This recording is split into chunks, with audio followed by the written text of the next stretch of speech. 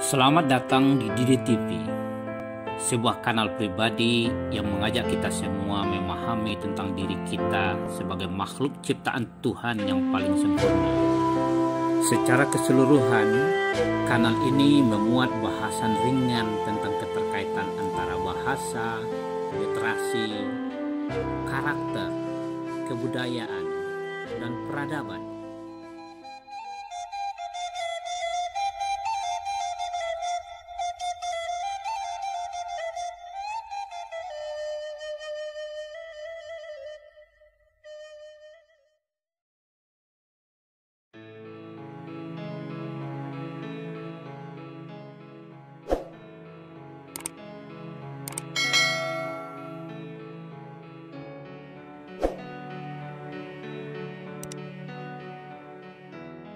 Assalamualaikum warahmatullahi wabarakatuh.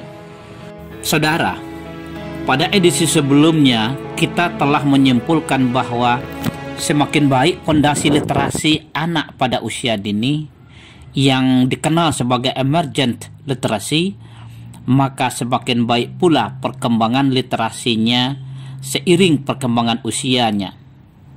Begitu pula sebaliknya.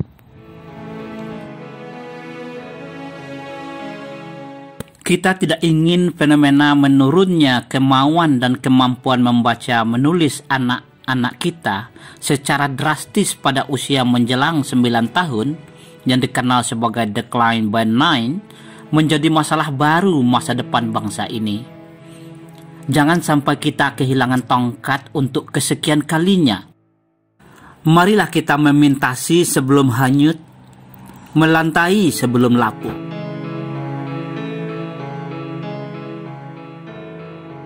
Pertanyaannya adalah bagaimana mempertahankan keberlanjutan atau sustainabilitas pertumbuhan kemampuan membaca dan menulis anak-anak yang kita sebut sebagai literasi pada usia selanjutnya menjelang memasuki usia remaja. Pada edisi ini kita akan membahas pilar literasi informasi yang akan menjadi penopang bangunan literasi anak menjelang masa remaja. Sebelum melanjutkan bahasan tentang pilar literasi informasi, perlu kita tinjau kembali perkembangan kajian literasi sebagai wawasan mengapa harus literasi informasi. Karena begitu banyaknya ragam definisi literasi, pakar literasi telah menggunakan 3 pendekatan untuk memahami literasi. Pendekatan kualitatif, pendekatan kuantitatif, dan pendekatan berganda atau multiple approach. Pendekatan kuantitatif mengukur tingkat literasi seseorang dengan menggunakan angka seperti lamanya waktu belajar, usia, dan sebagainya. Dengan pendekatan ini, anak kelas 3 sekolah dasar dinilai lebih tinggi tingkat literasinya daripada anak kelas 1 sekolah dasar. Siswa sekolah menengah dianggap lebih literat daripada anak sekolah dasar. Sarjana dinilai lebih tinggi tingkat literasinya daripada anak tamatan sekolah menengah. Dan seorang doktor dipandang lebih literat daripada seorang sarjana. Karena ketidakakuratan dan kegagalan pendekatan kuantitatif menjelaskan tentang literasi, para ilmuwan menggunakan pendekatan kualitatif untuk menjelaskan tentang tingkat literasi seseorang secara deskriptif. Namun menjelaskan tingkat atau kemampuan literasi seseorang dengan cara deskriptif ternyata lebih sulit dan lebih tidak akurat. Oleh karena itu, lahir pendekatan berganda, multiple approach. Pendekatan multiple berusaha menjelaskan literasi seseorang berdasarkan lingkungan penerapan literasi tersebut. Pendekatan inilah yang melahirkan berbagai jenis literasi seperti literasi informasi, literasi media, literasi digital, literasi keuangan, literasi budaya, literasi kesehatan, dan sebagainya. sepertinya ada gejala bahwa setiap lingkungan dan bidang pengetahuan serta penerapannya melahirkan jenis literasinya sendiri-sendiri, seperti literasi adat, literasi rumah tangga, literasi lalu lintas, dan ratusan literasi lainnya. Beberapa episode ke depan kita akan membahas tentang literasi informasi, sebuah pengetahuan dan kecakapan yang sangat dibutuhkan oleh setiap orang yang hidup di zaman informasi hari ini dan ke depan.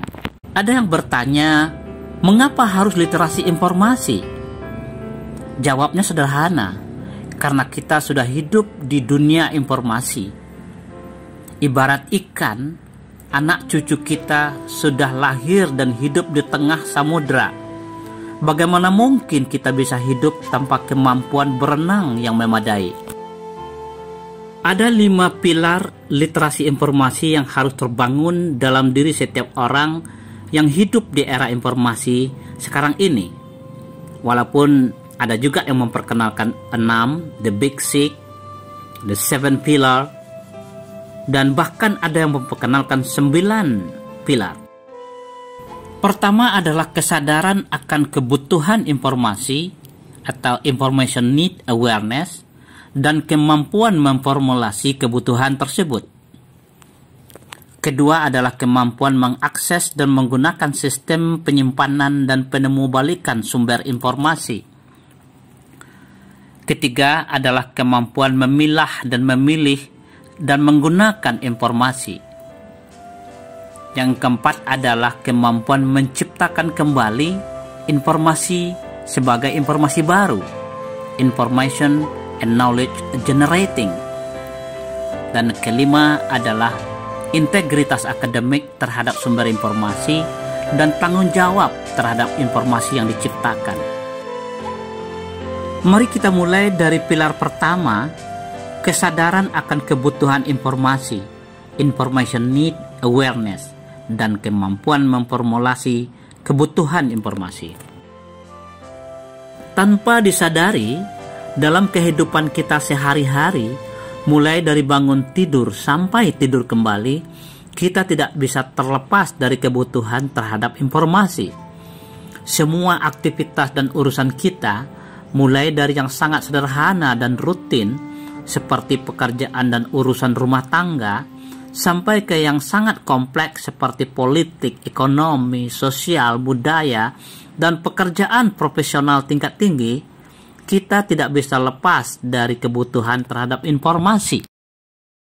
Seorang ibu rumah tangga membutuhkan informasi tentang alat dan bahan kebutuhan rumah tangga, mulai dari kebersihan sampai kuliner. Untuk membersihkan perabotan dan lantai saja, ibu rumah tangga membutuhkan informasi tentang produk kebersihan dan alat serta cara menggunakannya.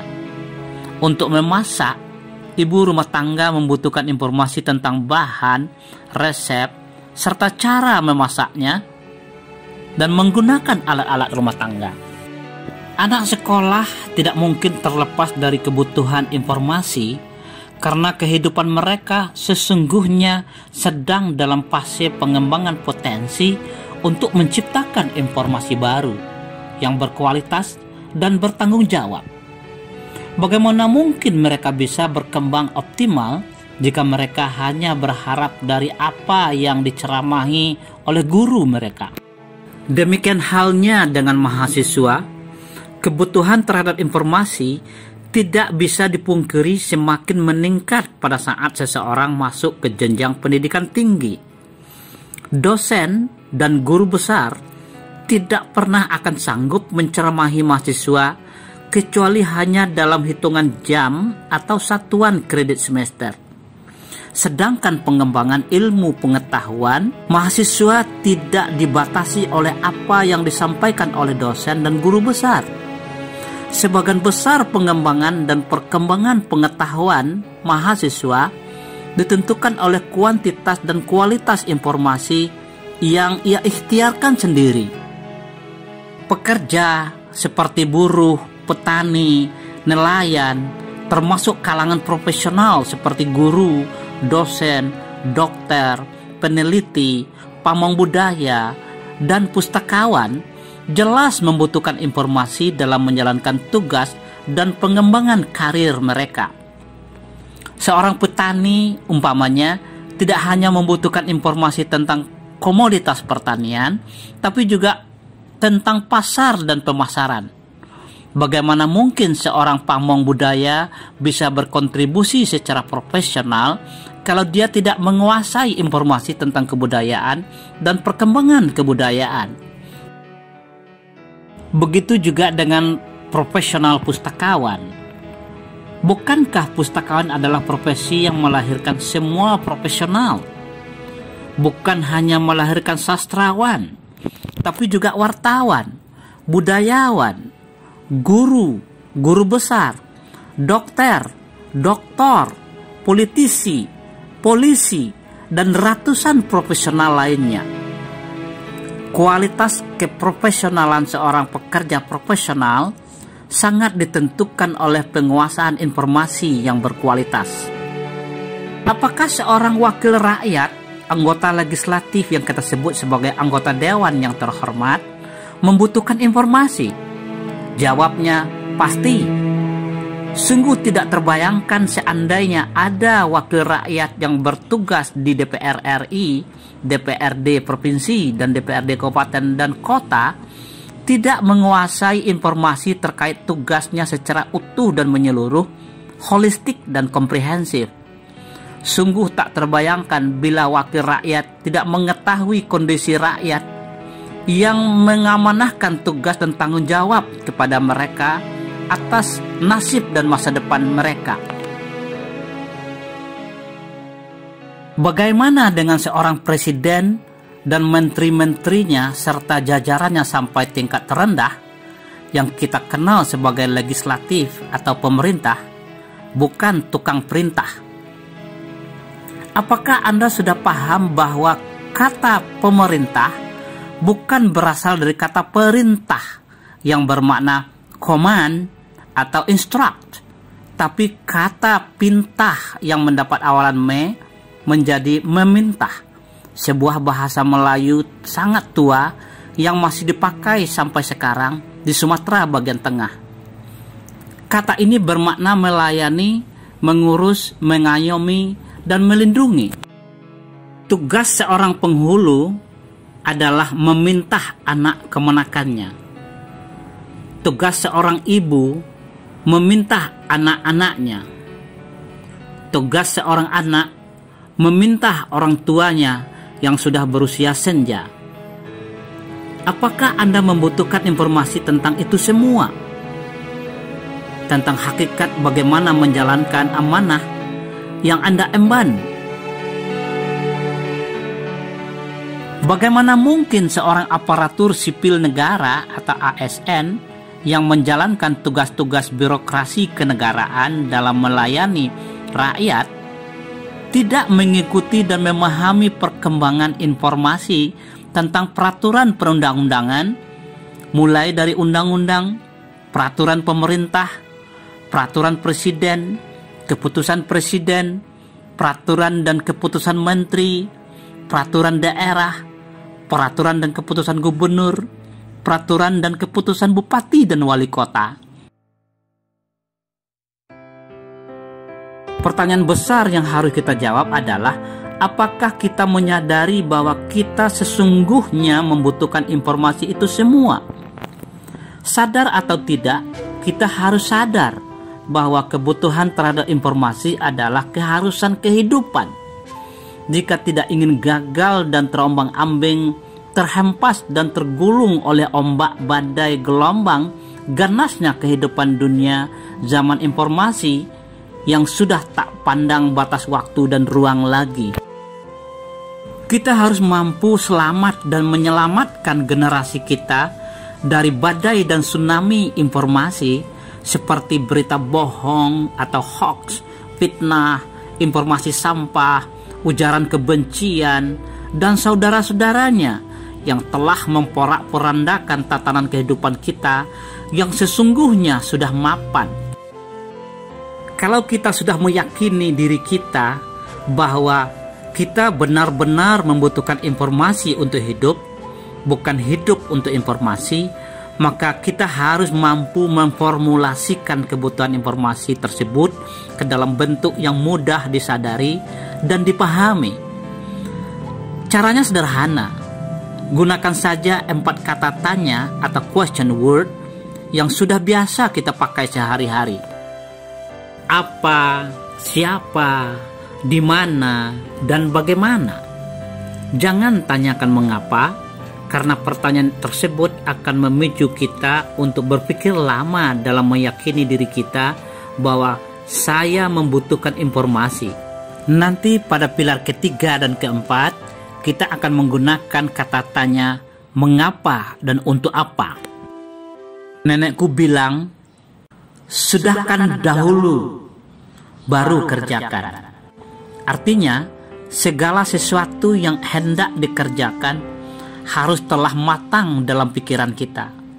Untuk itu, kita pasti membutuhkan informasi.